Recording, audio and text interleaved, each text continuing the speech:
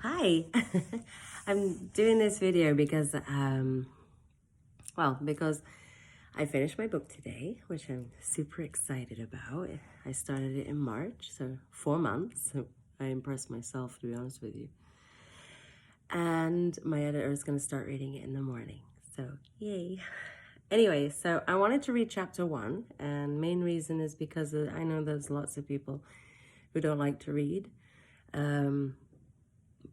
I do. Obviously, I like to write as well. But anyway, this is for you. This is chapter 1. The book is called Inside Me.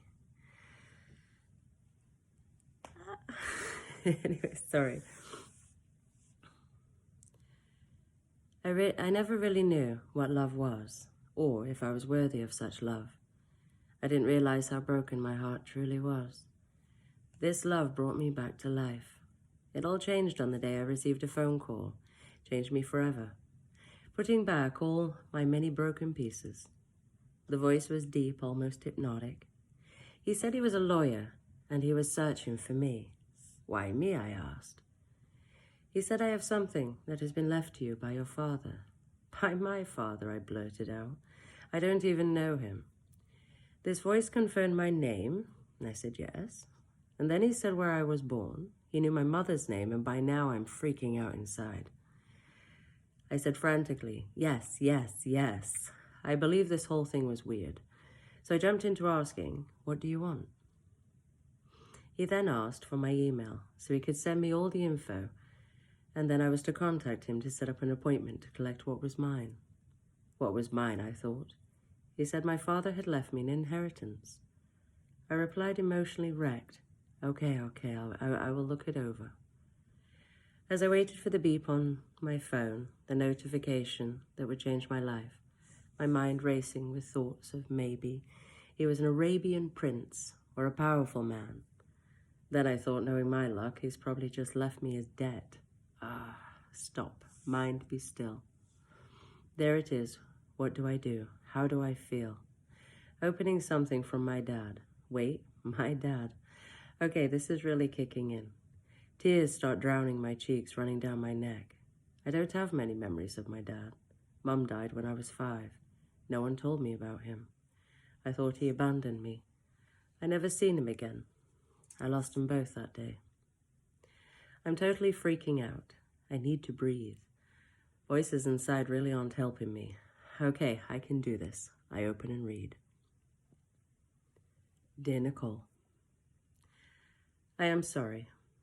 I am only full of excuses of why I never came back for you, and I broke my promise to you. I know there is nothing I can say now because you're reading this, which means I did not win my fight with cancer. I'm sorry I wasn't strong enough for that either. I have prepared for you, though. I spent the past 30 years saving for you.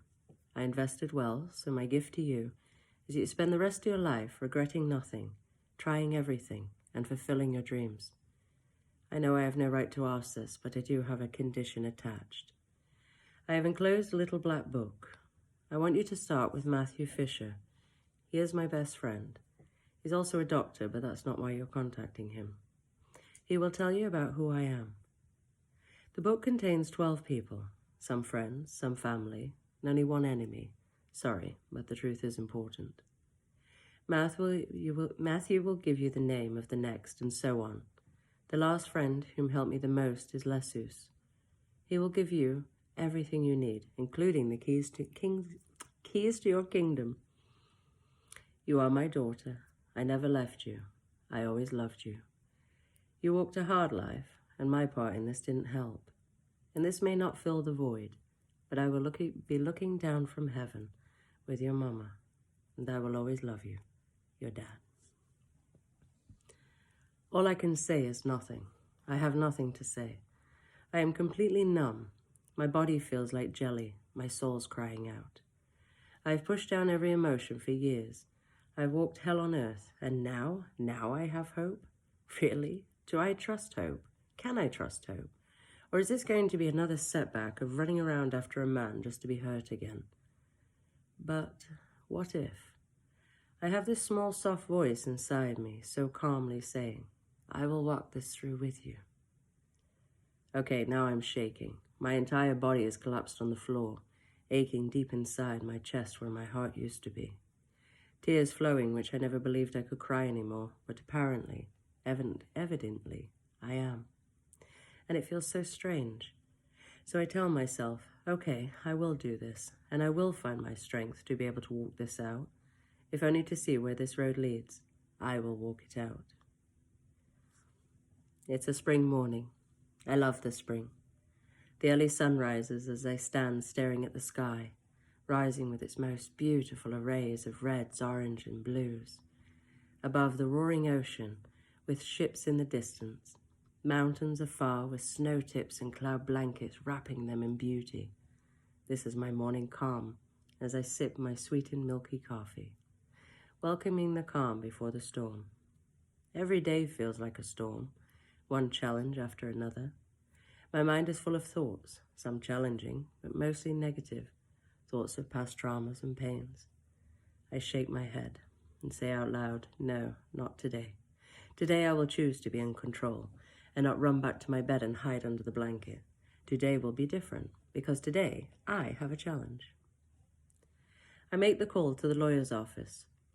A sweet voice answers and says a message I've heard so many times. Gateway's officers, how may I direct your call? I replied, can you please put me through to Mr. Parthree's office, please?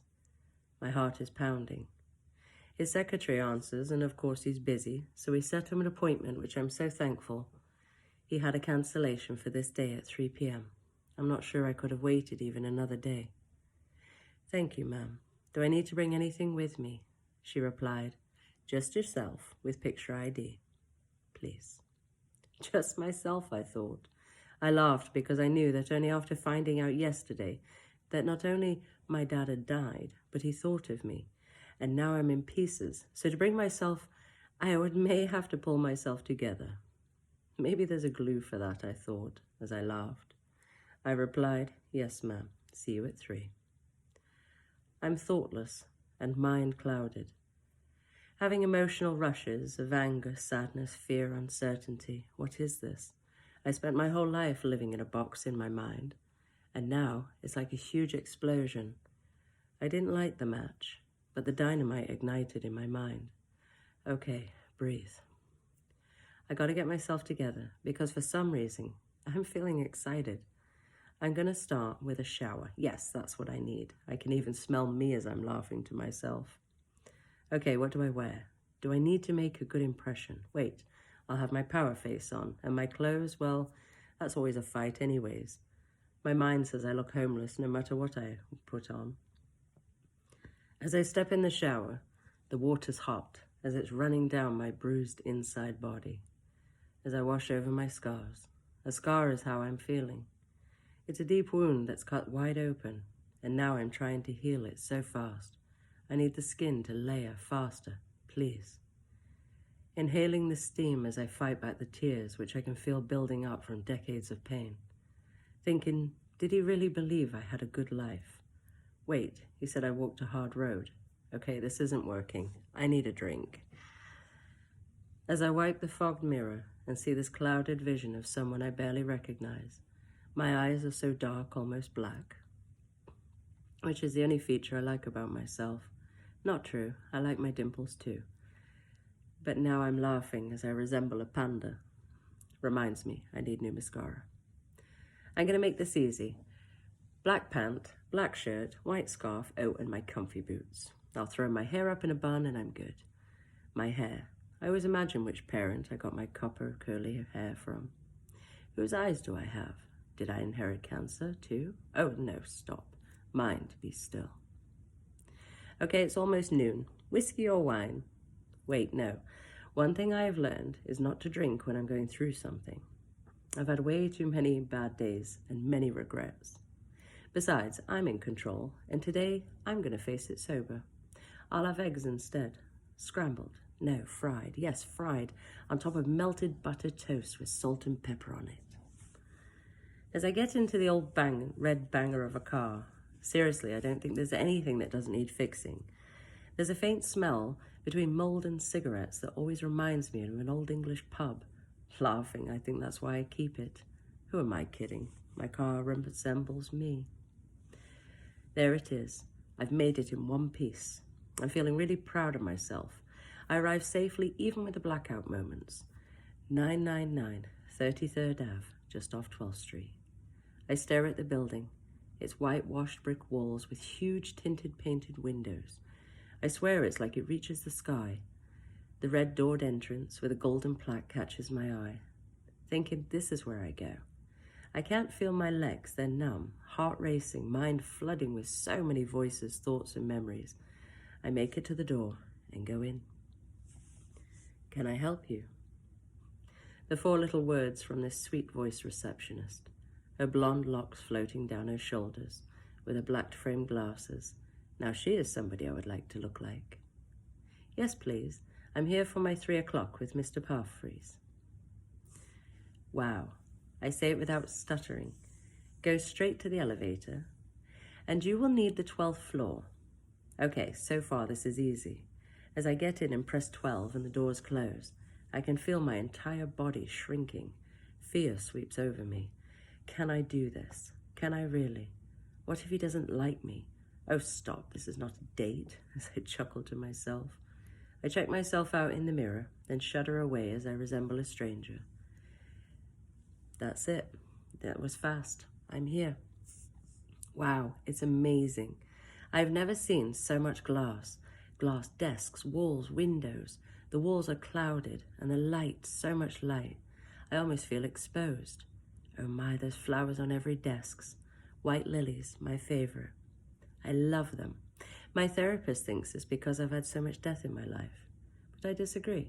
To me, their purity and peace is tangible to touch. But their delicacy gently leaves the evidence of a fine yellow powder which I always get on my nose. I will resist smelling them as I laugh. Can I help you? Another one wanting to help me. Words I would have done anything to hear growing up. Yes, please. I'm Nicole. I'm here to see Mr. Pathways. I have a 3 o'clock. As she smiles, I am mesmerized by her perfectly white, glimmering teeth, her deep blue eyes, and amazing, almost black curly hair. Stunningly beautiful. Her desk says her name's Ariel. Even her name is amazing.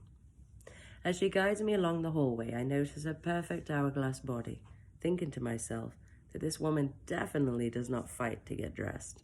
She smiles and ushers me in. He stands and greets me with a handshake. His hair is like golden waves of sunshine and the lightest blue eyes I have ever seen. He smiles and I feel drawn to him, not sexually attracted, but drawn. He gets out a red folder, turns the computer screen towards me and begins to talk. Okay, I have to be focused and really listen. In a soft voice, he says, "Call me Elias."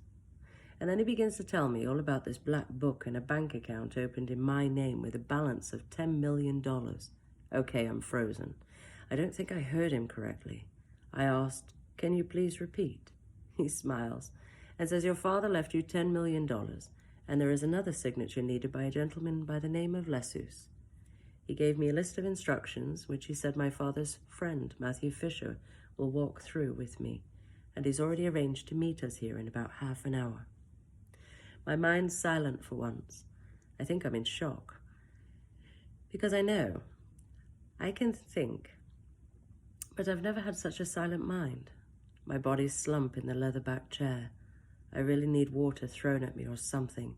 Then I think, my life will really change, and I'm not scared. I feel like I'm reborn. That's the end of chapter 1. And I will read chapter 2. I will, because I'm going to obviously do an audiobook, because I appreciate that lots of people don't enjoy reading, but I do. Anyway, thank you for listening. Bye-bye.